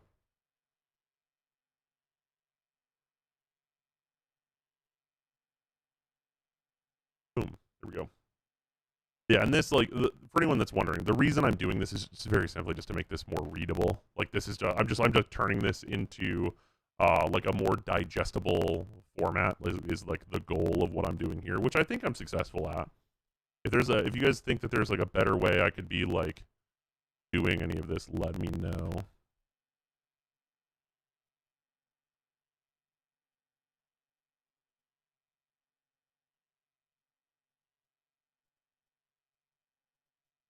What's this app? This is Obsidian. This is you can go to obsidian.md.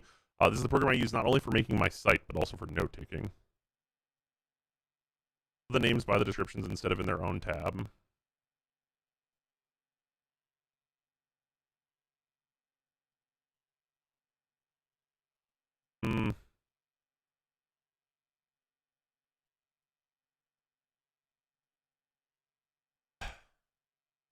I think that putting the names by the descriptions is not. Oh, I still want it to be organized a bit like how it's organized in like the leak. It is also cross-platform. It's been good for organizing campaign notes and setting material. Yeah, it's on phones and everything else. It's really great. I have really enjoyed using it.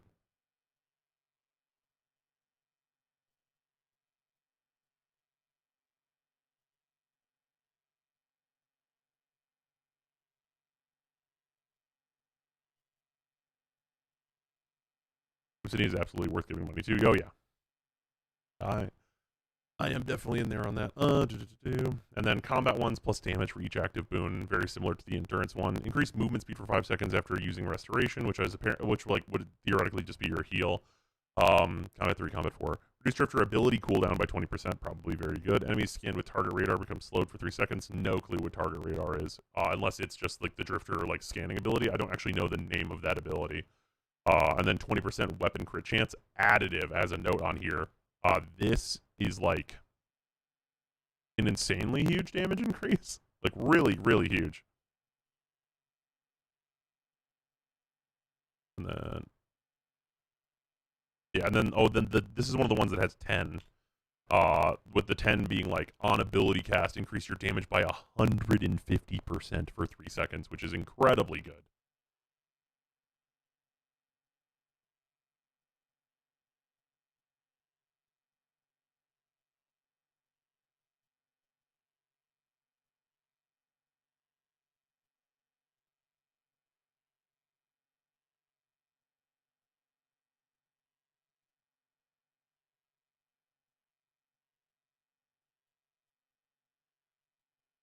All those.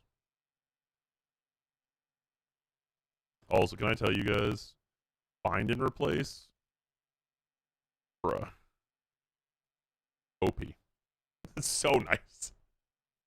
Like, for anything like this, find and replace is so good. It's so nice. God, it's so good.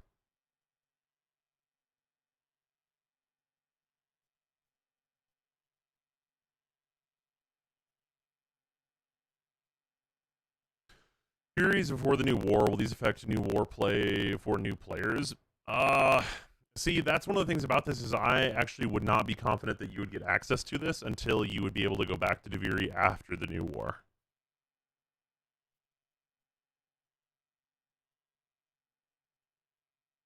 Character scan is called target radar? Okay, interesting then. I don't know if the leak available to view or at least a demo vid? A demo vid? What do you mean by that? Oh, wait, like, legitimately? So the thing that, like, this looks like what this looks like before all this is just, it's just like a database chunk, essentially. Like, it is just this, but listed out, like, with, like, just, like, file names and shit like that. Like, that's all I've done is, like, change this to be much more readable. There is no, like, footage or anything of that nature. Like, the footage that we have is from TennoCon.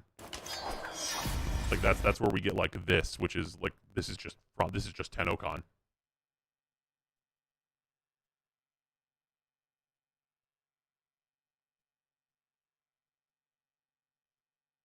With variable names or string names for using later. Yeah, exactly. But yeah, so like this is, I don't think I'm actually going to have, this I'm probably going to fill out later. I don't think I'm going to fill out this right now. But yeah, this was just an interesting thing that I wanted to like look at, clean up, and then probably I will do like a short video like talking about the interesting things to take away from this. But yeah, super interesting. Like in terms of what we like will potentially get, the big thing that I will say, the one big takeaway that I have from reading all this is that it seems like Duviri is going to be really good. Like from like just having this and just having this, even like this is like incomplete like skill evaluations of like intrinsics and all this stuff. The way that this comes across whenever I read this is, if this is fake, I'll be sad, right? Like that's like the way, like that's great. Like that's great news, is like the thing that is potentially real, it would make me sad if it's not real, right? Because this seems like a really good framework for Duviri to be in, with a thing that seems like it would be really fun to do if they can nail the gameplay portion of it. Seems like it's a good chunk of content which we need. Yeah, like if they can nail like it's fun, it's a fun game mode, and these are like the things that you're going to be building up over time, and these are some interesting rewards. That means that the two things that we don't have like to be outlined here are, one, an evergreen reward that would be desirable long term, which is what you'd want, and then two is we don't know if like the actual playing of it will be enjoyable, right? And obviously, like, you're not going to get a leak that's going to tell you that. That's just really not going to happen. That's going to be a thing where I need to play it in order to know if it's fun or not. But from, like, the conceptualization and, like, information that we get from this, seems fun.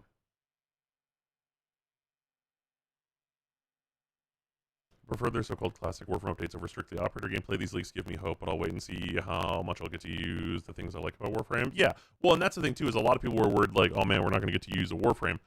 But, like, this very stringently says, oh, there will be Warframes.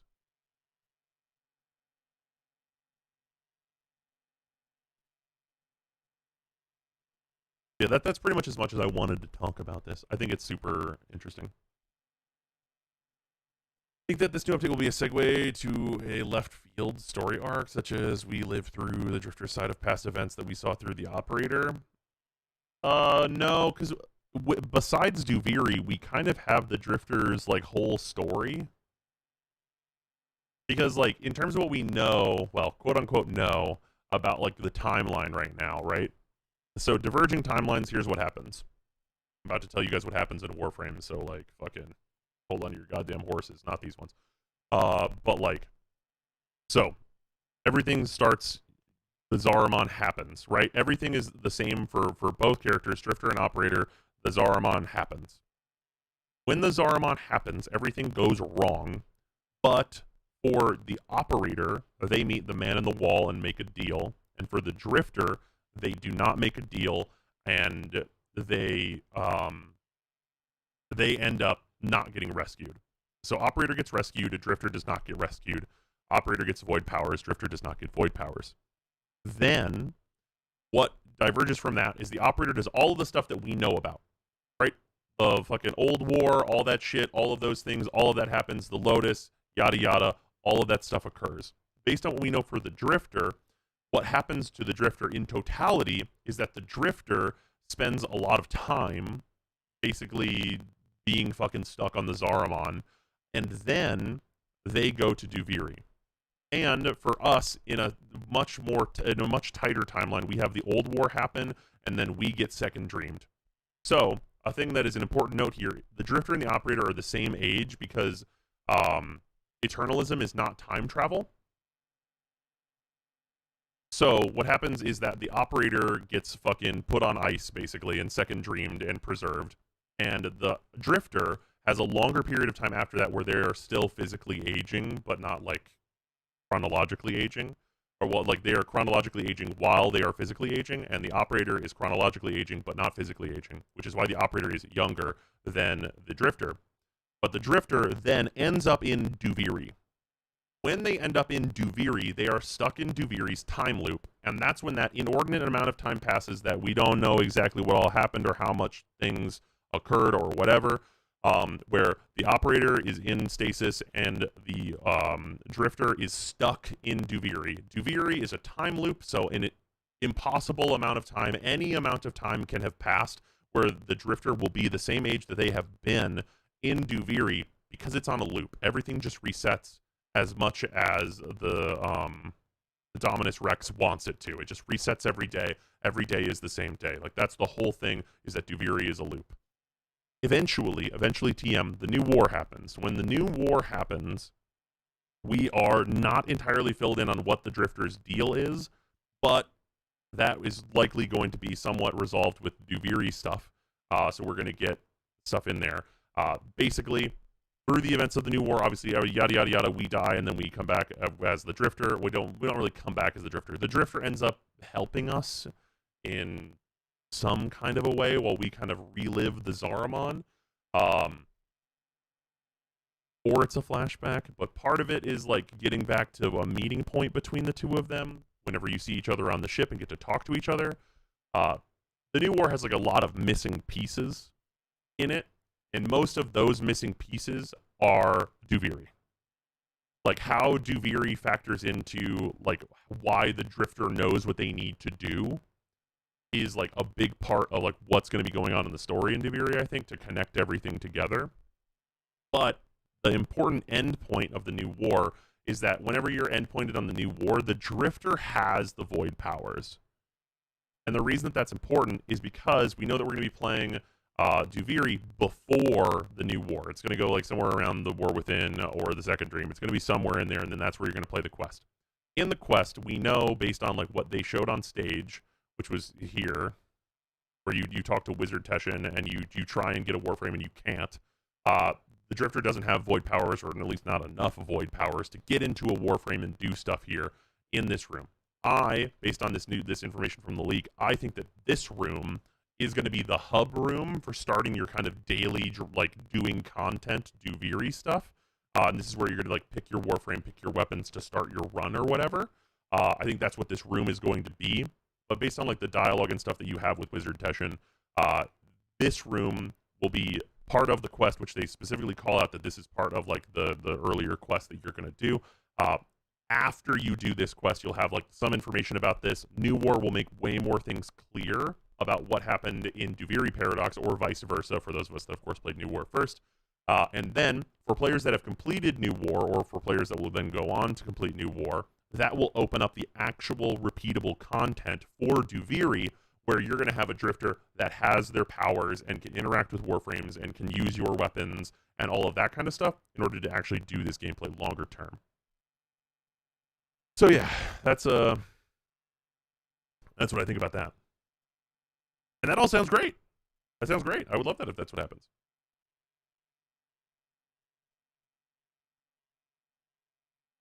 Did I miss anything there? I think I got it all.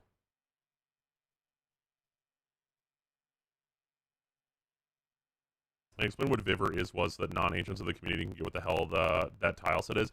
That's a defense mission that, like, it was, whenever Syndicates first came out, they had no cap, but the gain was absolutely terrible. That map was the map where you took Trinity, Mag, and Excal. I think it was just Trinity, Mag, Excal, and then, like, Flex Slot. You took those 3 frames there, and you absolutely mega murdered the shit out of that map in, like, the hardest way possible.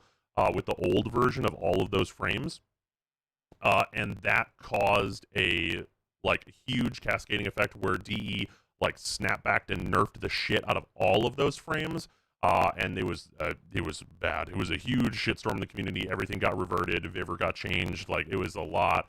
But, like, that's like what caused like the rep cap stuff with the syndicates and everything else, and all these things about the gain and everything. It was a huge like line of sight becoming a thing. Like, it's like it's a huge like flashpoint of like a bunch of horrible decisions made by DE in the short term that caused a lot of changes long term.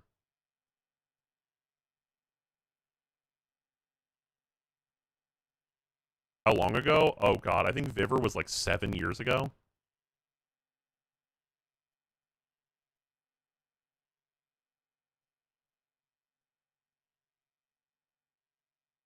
How much time passed since we got stabbed and Ballas takes over? We do not know how much time passes there. No idea. That's one of like the missing points. It was 2014, bruh, 8 years ago, bruh.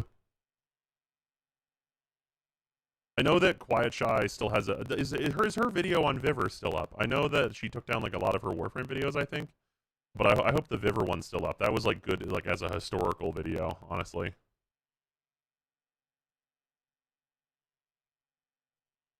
All of her videos are gone? Oh, that makes me sad.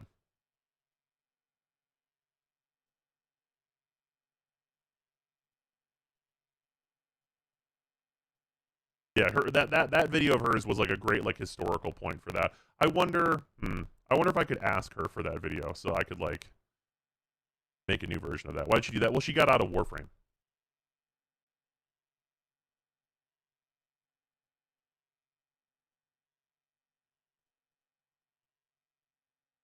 Discuss the incarnate things. Yeah, we won't have the incarnate things.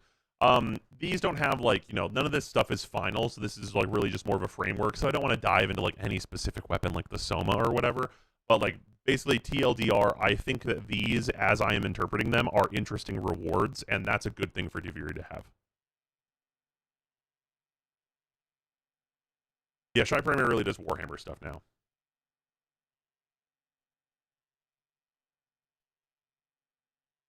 Are they weapon only? Yeah, these are only weapons. This is primary, secondaries, and melees, as far as we know.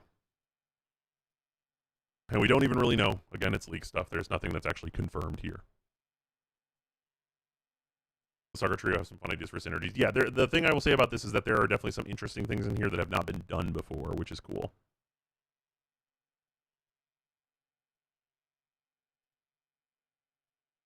I mean, I wanted them for Warframes. Why?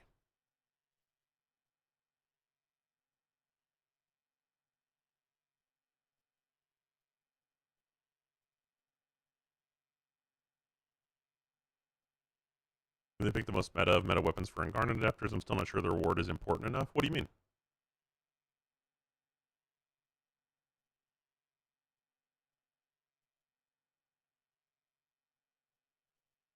I mean, like, for me, I said this before earlier, but like these are, I think, their second shot at getting Rivens right. Like, if anything is going to, like, breathe new life into these weapons, it's going to be some stuff like this.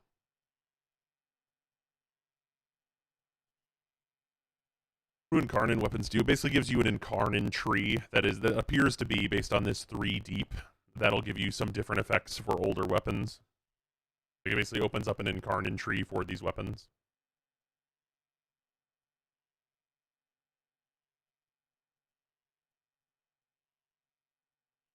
I feel like something as big as Duviri should have something that adds a new fundamental change like Helmet or Archon shards. I mean, why do you think that, though?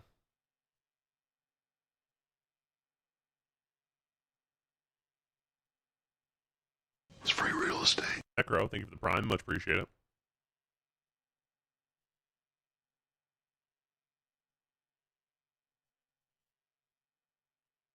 Conventional days of Warframe from Dex Guide too, but I'm pretty sure you also have them. Oh yeah, no. The reason I'm specifically like calling out the Quiet Shy video is because that video was like the only one that is like a really accurate like historical like this is what was up with Vivre.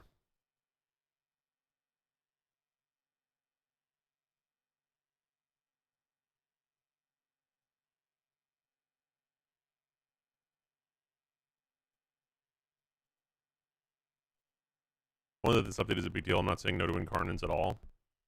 Yeah, well, so like here's the big thing to think about this is that like these Incarnons, I am very doubtful that these will be the only rewards from Teferi. Like I think if it launches and it's like this is like the progression system and stuff like these intrinsics and all these things, and then also you can get Incarnons from it. Like I would be surprised if that's it. I would expect probably given their current trend. Also, like, a few arcanes and, like, some other stuff, like, some weapons to earn or something like that. Or, you know, I would expect there to be a few different things at least, not just this to get from Duviri.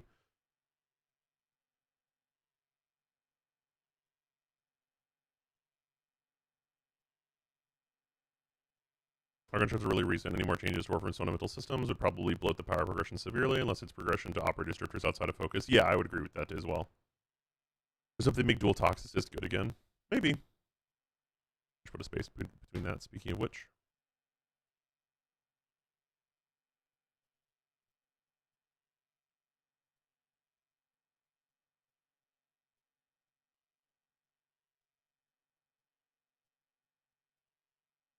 oh yeah, Nami solo. There we go.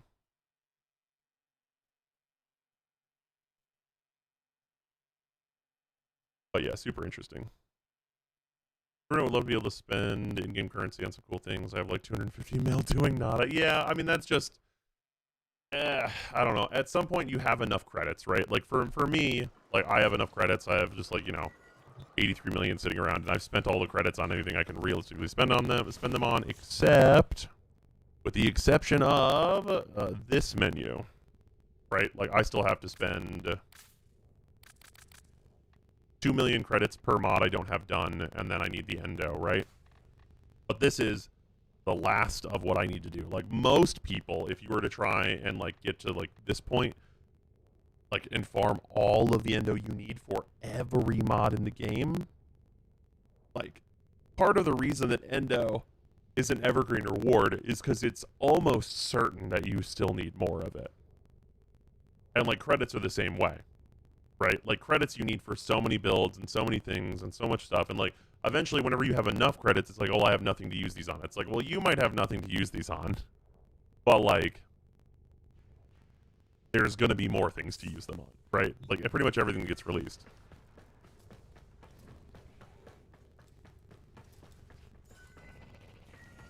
There's a very small percentage of players who don't need endo, and I'm sadly not one of them. Yeah, right, exactly. Rose, can't you max all that stuff right now? No, the remaining mods here, this is like 800,000. I currently have like 600,000. Plus like some Ayatan treasures, I think this is like 50k. So I'm like 150k endo away from maxing everything left, but like the reason I don't max everything left is because like most of these are not relevant mods. And if we're going to get new relevant mods, I want to have the resources to immediately level them.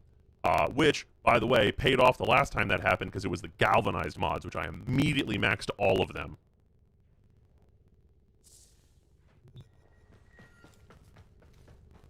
I had 200k endo sitting around, then the galvanized mods appeared. Yeah, I mean, I pretty much had, I think I had like 400k sitting around, and I was getting close to that point of like being done with all of the mods, and then the galvanized mods quickly put an end to that and put me like basically right back to square one of where I'd been previously. Imagine having more than 100k credits though, for real. I can imagine that whenever I'm going to be on the free to play through. What's the quickest way to get endo? So the quickest way to get endo, mainly if you hate yourself, is you need to form a full party, and then you need to go to Vodyanoi on the Steel Path with a Korra and a Necros, preferably 2 Necros, and then you need to clear Vodyanoi as absolutely fast as possible. Or yeah, you can also do Yam. Yeah, and a grouping frame like Nidus, to pull all of the enemies into like the center point to clear it as quickly as possible.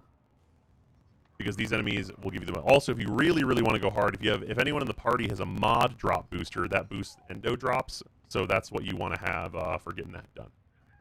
If you don't want to do either of these missions, which end up being pretty much the same, then what you instead should do is Railjack.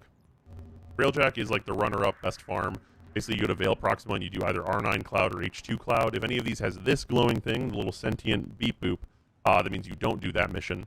And like just running R9 Cloud. Also, worth noting, if you do the Void Storm skirmishes, which right now is Nasu Grid or whatever, it's this one here. If you do the Void Storms here, those are also like really good. That'll also help you crack relics and so on and so forth.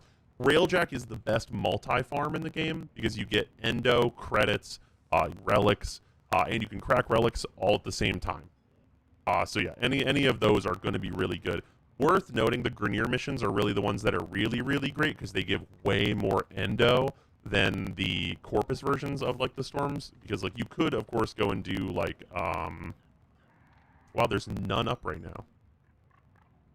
There's no exterms up or whatever. You go do like an exterm or a spy for the Corpus, but it's much less, much less endo than you'd get otherwise because the Grineer parts are worth more endo and you get way more of them. Yeah, Void Storms are the bigger bang for the buck. Definitely agree. But like if you're just like farming endo and credits, like it's just spam R9 Cloud very, very easy. Yeah, if you can get a crew for this, it makes it like very chill as well. Skirmish is exterminate. It is not. Wait, is it? Is that what it's listed as here? No. No, the Corpus missions are not listed that way. Yeah, Skirmish is Grineer. Yeah, Exterminate is the Corpus mission. Yeah, no. Why did they never fix Chroma on the index? What is broken about it? I don't even know. What about Survival for Endless? No, Survival's trash. Would not suggest. Would not suggest you do that. What did you guys think of the dev stream? A bit unfortunate that Duviri got delayed, but, you know, it is what it is. Also, I just realized that while I'm in here, I have a thing to do. Let's go to the Valis.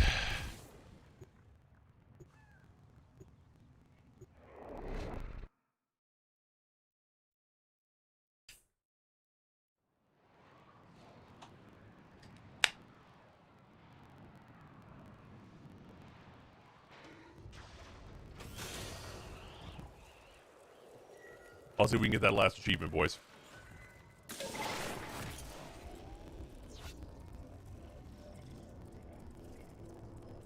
Yeah, perhaps today is the day. Perhaps. I've definitely done this one that's right next to Fortuna, but, like, I'll try it anyway, just in case, like, didn't register or something.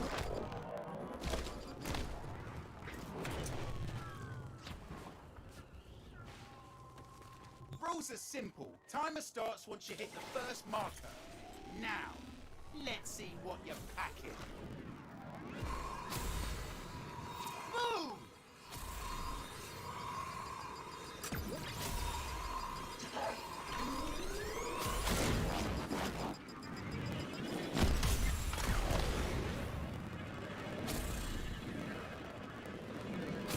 What weapon do you think Hildren's non-large for prime weapon will be? There's some speculation that it could be Taxon, which I think would be really nice. For a glinty mucker.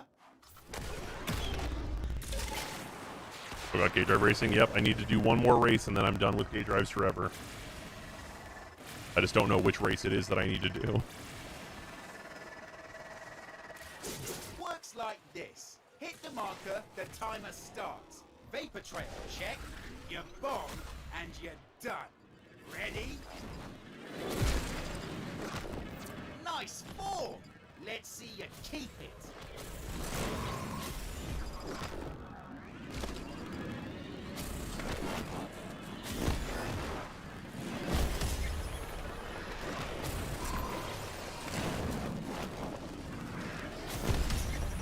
The Rhino looks gives me Mega Kabuterimon vibes. That's fully valid. No mistake.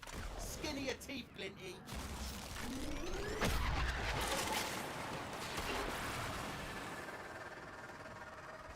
Doesn't one of the races not count? Don't you dare say that.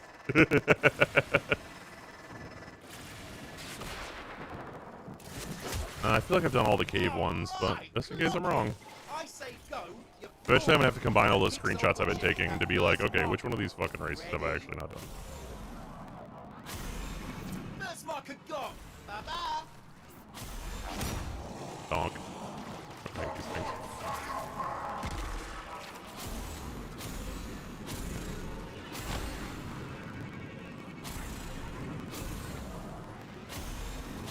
Yeah, don't get Alright, nope, not that smart. one.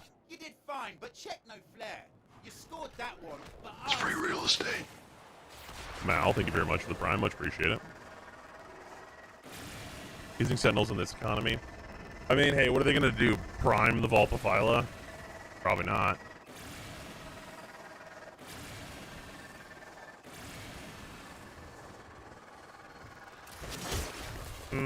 I feel like I've never seen you before. At least not sitting in this specific way. But also, I choose not to remember many K-Drive things. So, anyway.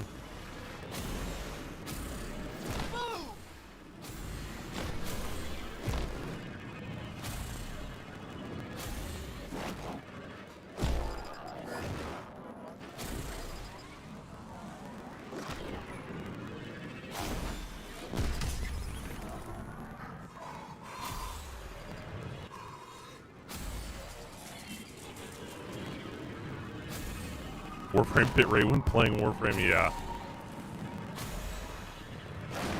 Yeah, don't get smart. I've done this one before, sadness. But check no flare. You scored that one, but I'm still king. Oh, I get the feeling it's going to be another day without completing that last race I need.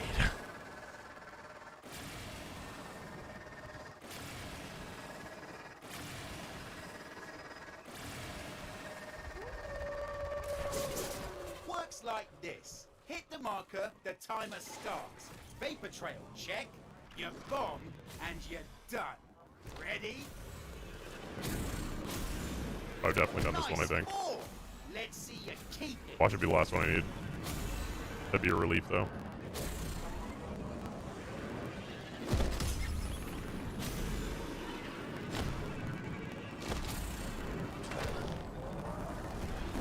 Nothing fancy, but got it done. You plank okay for a glinty mucker?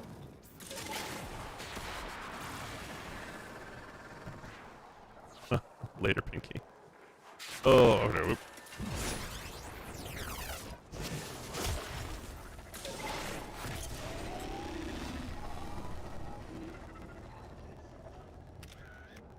Screenshot.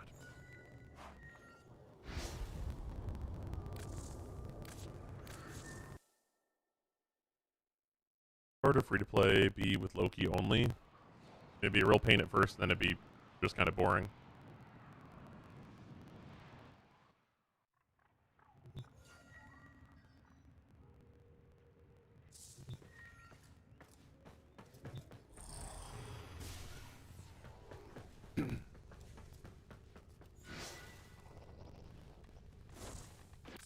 And we're out. Very sadness. No music. Oh, yeah, I'm playing right now.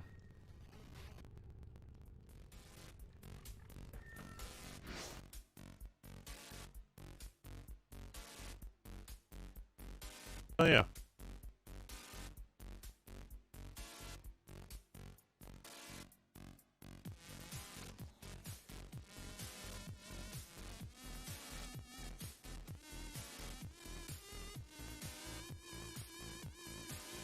But I changed this.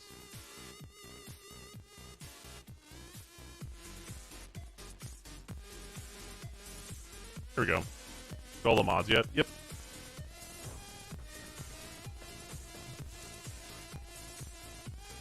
Still space missing in the endurance one, is there? Oh, yep. Whoops, thank you. There you go. That's cleaned up now. Yeah, in terms of getting all the mods, I have all of them now. The question, do you have the Glaceon Vandal? Yes, I have every gun except for the Lotto Prime.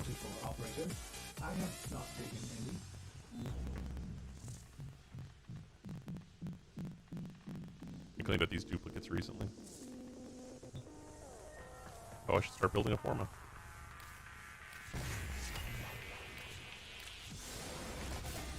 Okay. Gunna Prime? Yep. I have that one.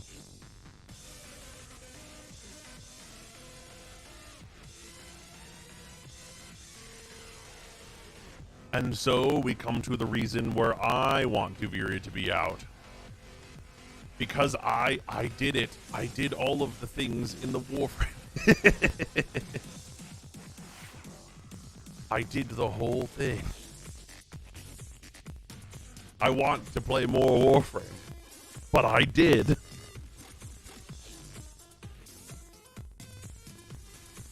You max all your mods finally? They're not all maxed. But here's the problem. If I go and farm Endo, then that means I won't have like that to do later. And it's nice to like just do some Railjack for opening relics and stuff whenever a new Prime Access comes out. But whenever you like have no need of Endo at all, it's like,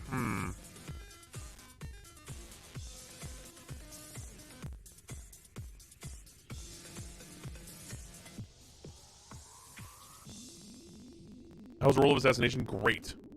We finished like only like our first syndicate. Because like learning it and like all that stuff, like, you know, you're really getting in there. But it's really, really cool. The World of Assassination stuff at Hitman is awesome. Speaking of which, I think we're gonna do a little vote, I think. A little vote, a little poll.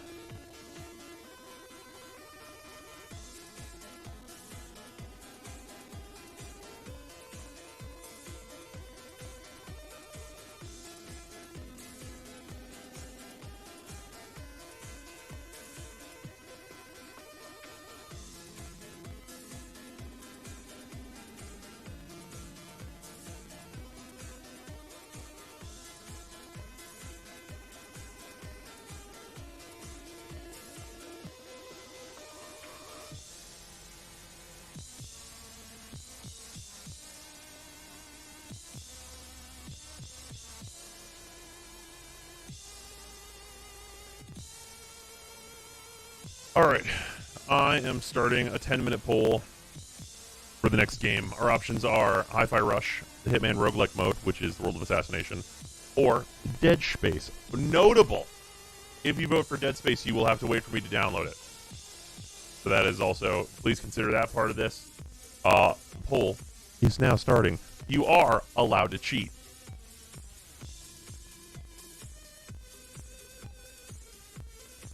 I have not done Devil May Cry 5 yet. I do still mean to. Pyro, thank you for the 2,900 bits. Much appreciate it. Why is that not making a noise? Bird up! Oh, well, that's making a noise. Does that Dead Space me crash the hell out of your shit? Wait, why? I've heard nothing but good things about the remake.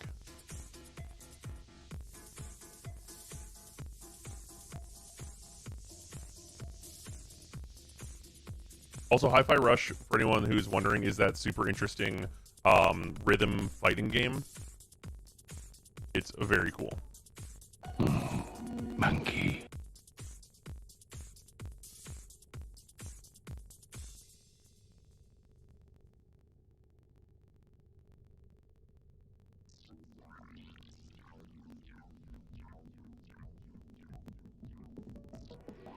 Nice, Calvin. I may have cheated a lot.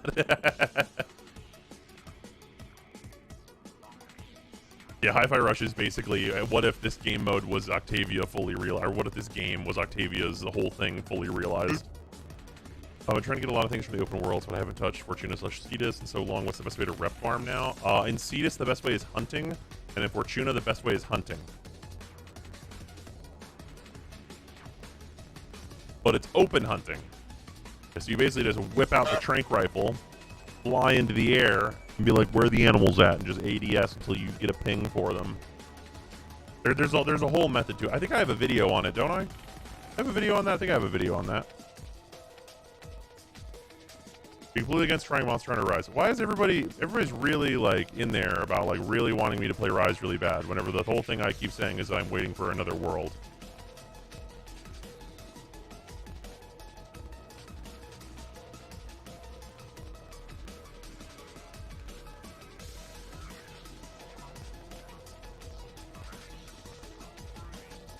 Big goal for Rise. Honestly, at this point, we fucking might.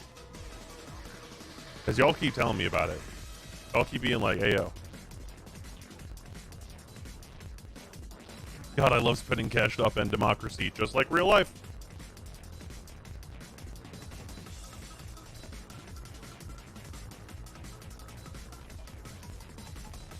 What's the difference between Rise and World exactly?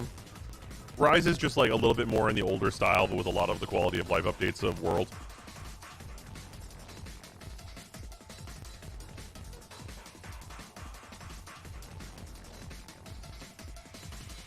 Hitman and Dead Space are really fighting out here. All right, I'll be right back.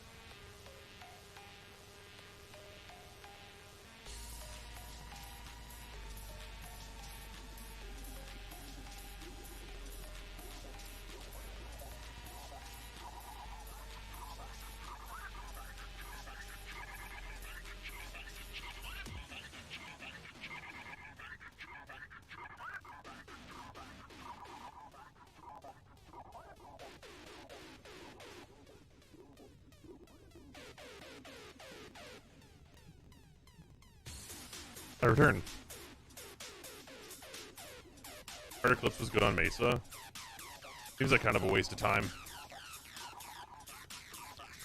Who tell you Eclipse is good on Mesa? I mean, it's fine, I guess. But it's not bad. No reason to do it.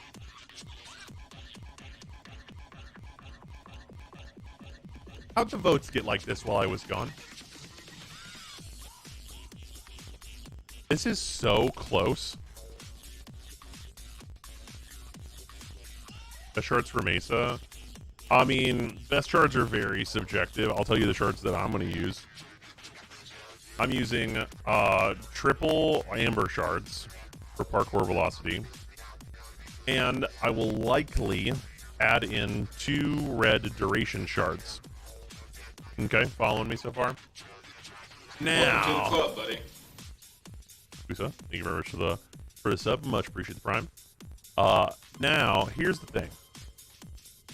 If I could have all Taos, I would probably go 2 Tau amber shards and then 3 Tau blue shards for energy total so that I could replace primed flow. And then I would probably replace primed flow with a flex mod. Oh, Dead Space is quite a bit ahead now. People destroying their sign points. Yeah, sometimes we have a vote and people are like, I feel strongly. Audience is pleased to see you.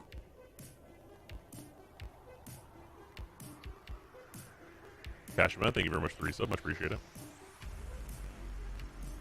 200k down the drain. Hey chat, have you heard about Twitch Prime? Did you know you can link your Amazon Prime to your Twitch and subscribe These to votes your are still paid very stream close. for 30 days for free? 1 Tau amber and 2 regular ambers and 1 duration, 1 strength. Fair.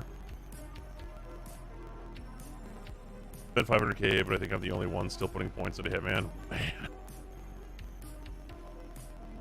Had like 100k.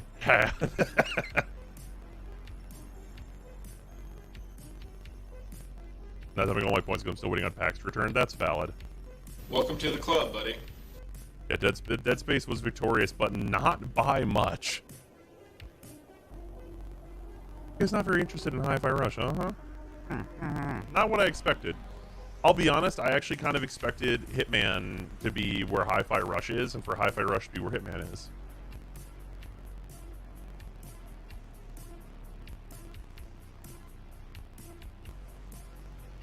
Show mushroom build real quick? Sure.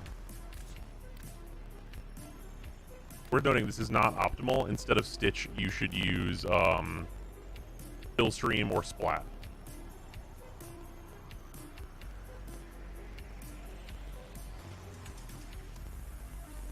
Welcome to the club, buddy. All the Hi-Fi players are too busy playing it to vote, and that might be right. Paragale any good? I've been having a fun time with it, but it's not like crazy or anything. More enjoyable than anything else.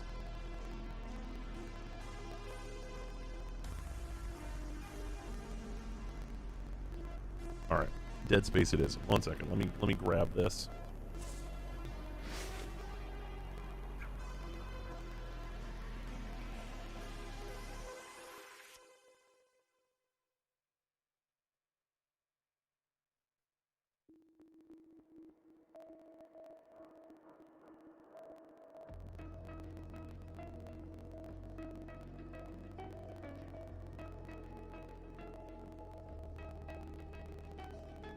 Well, the Dead Space is on Steam listed as Dead Space 2008 now, like original Dead Space. It's very funny.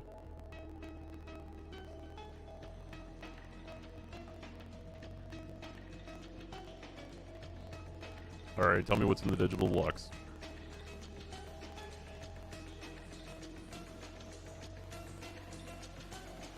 Yeah, all right, fine.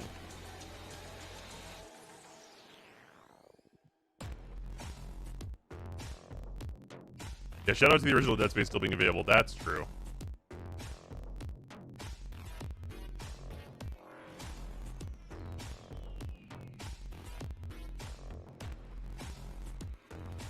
Alright, now to find out how absolutely large this Dead Space is. Oh, that's not nearly as bad as I thought it was going to be. 36 gigs? I thought this was going to be like 80.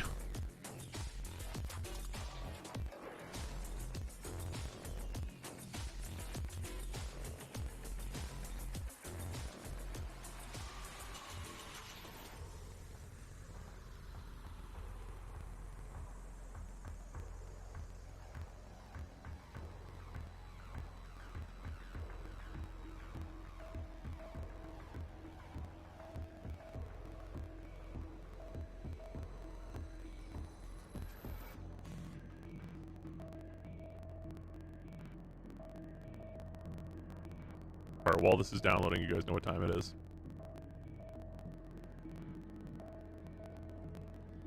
Here, hold on, I gotta set this up in such a way. I'm not sure what's wrong with you, but it's getting worse. Josh Nader, thank you for the resub, much appreciated.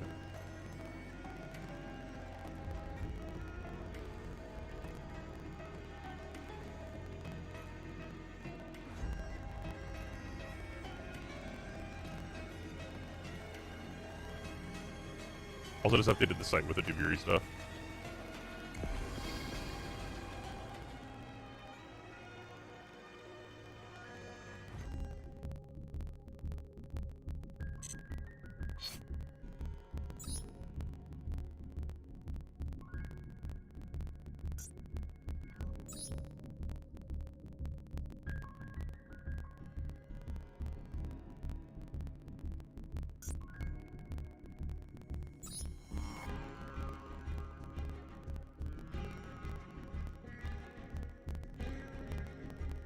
Close this.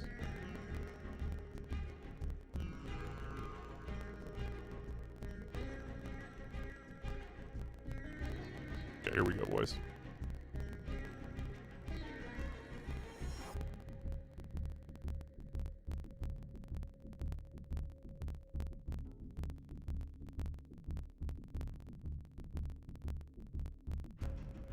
Or we're just chatting for a minute.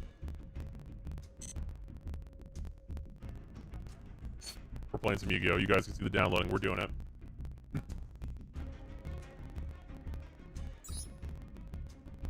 I've been trying to play a new deck. I've just been trying it in solo mode. That's where we're at right now.